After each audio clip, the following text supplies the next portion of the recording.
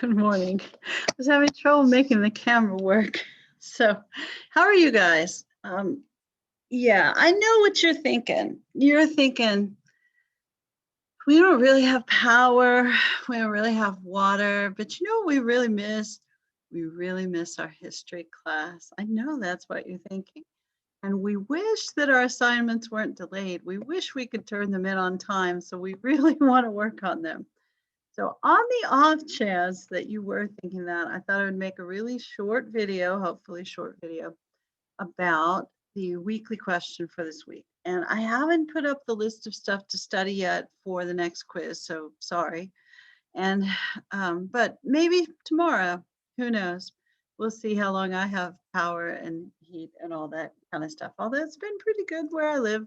So not bragging, not trying to make you feel bad if things aren't going well for you. Now, due dates, we're pushing those back a week for the weekly questions. So stop emailing me and asking me if you have to turn your stuff in on time. You know you don't.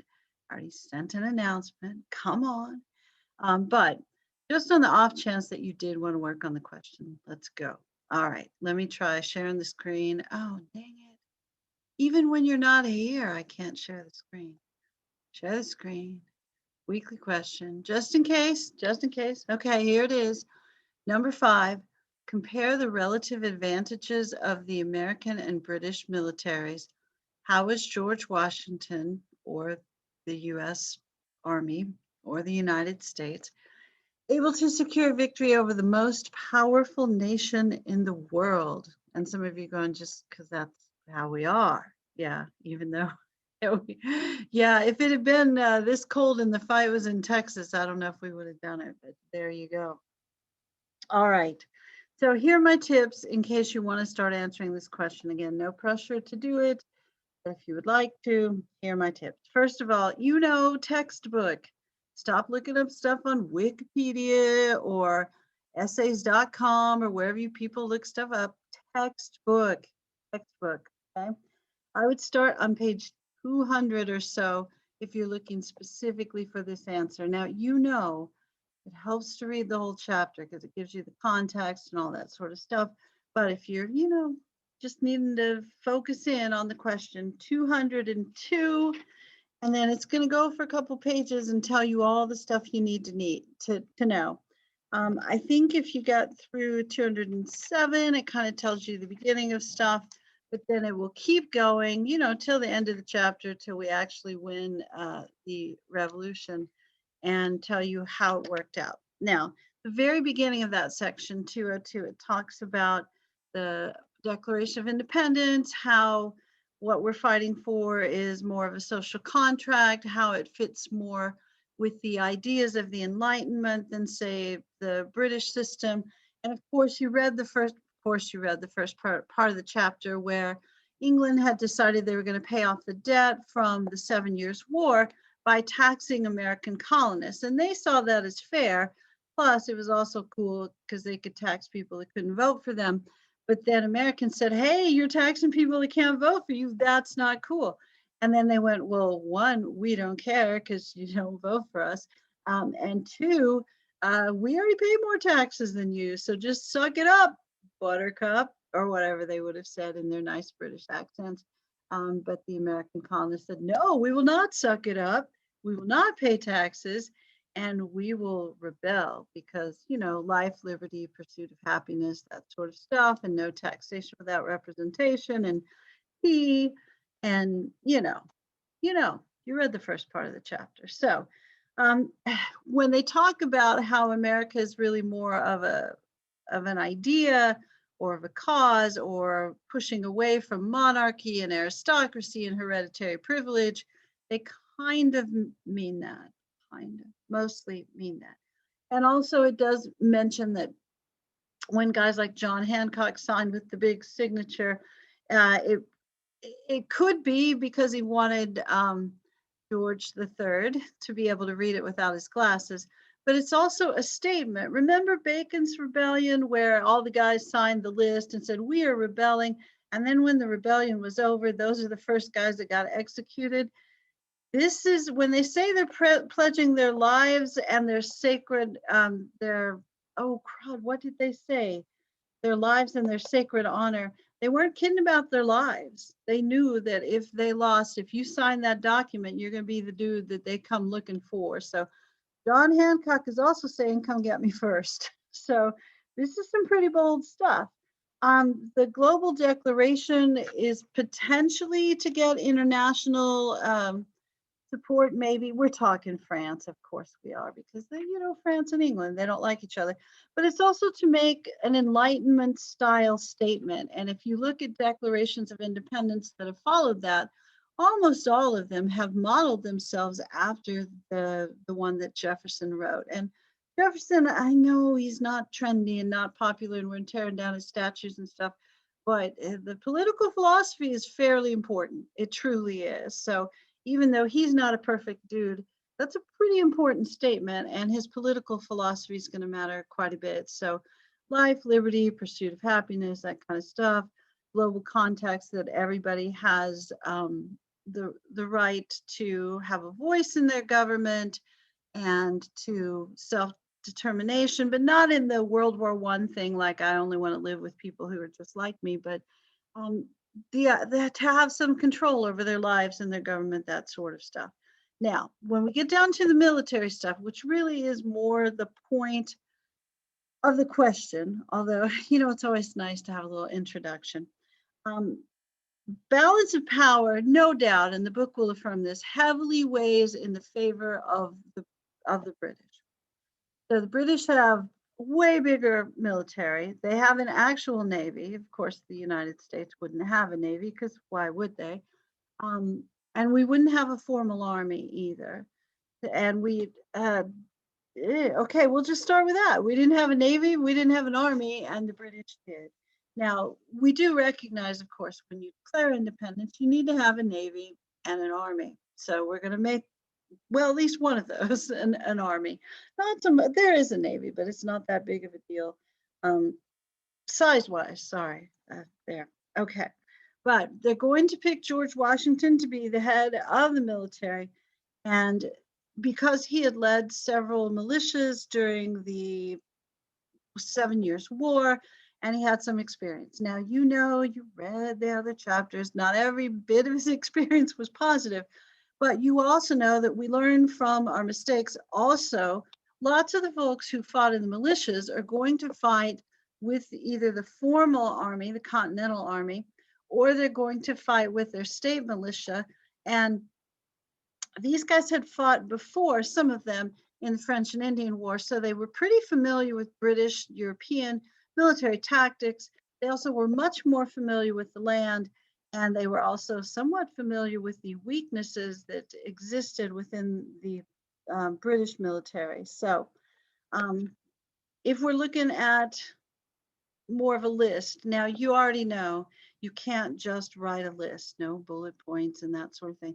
You need to explain this stuff.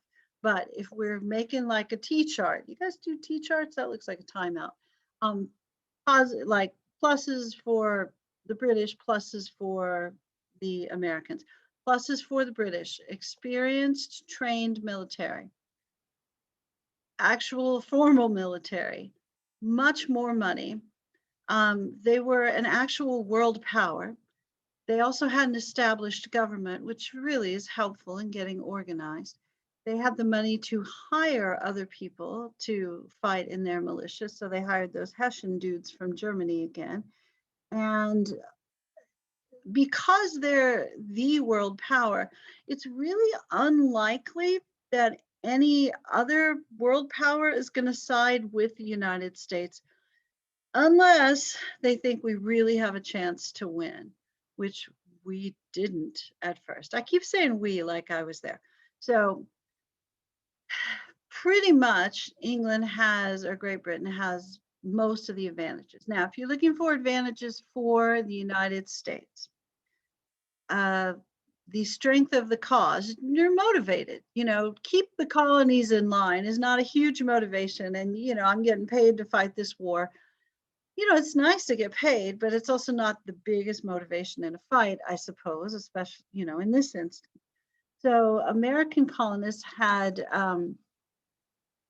the strength of the cause. They really, I mean, they were fighting for their life, their liberty, and their sacred honor. There it is, life, liberty, and sacred honor.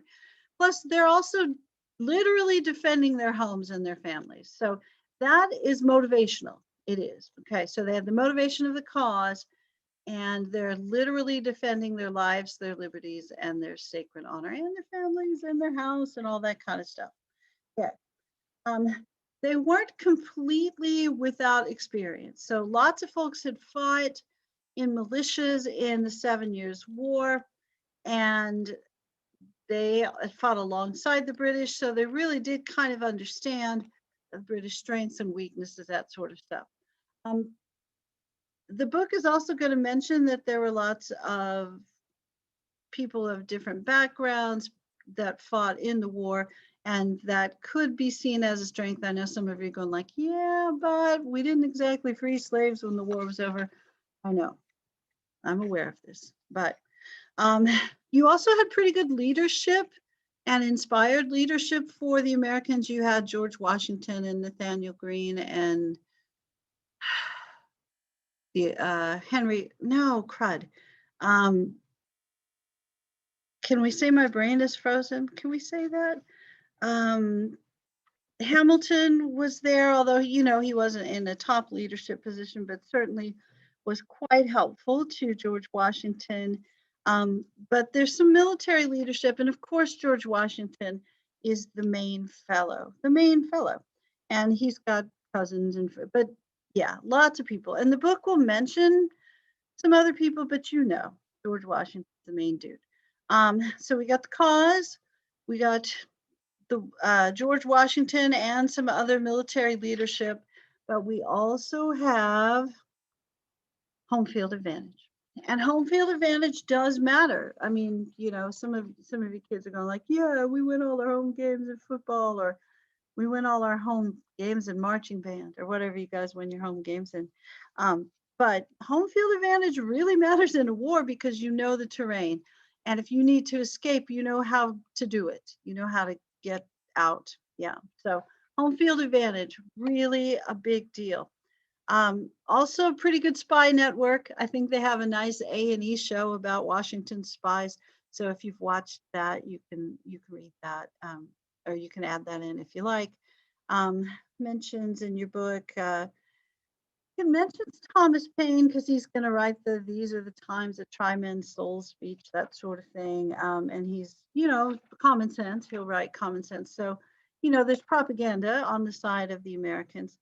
And here's another thing that happens that really matters. Okay. So at Saratoga, you've got to mention Saratoga. Once there's a battle in Saratoga, which is New York, by the way, New York, in case you're wondering. And that happens in 1777. So it's a year after we declare independence.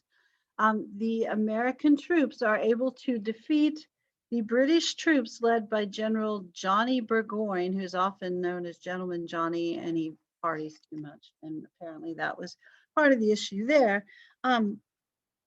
Burgoyne gets defeated and has to surrender. And then the French say, hey, maybe, just maybe, these American colonists can defeat the British. So you know what? We're signing up.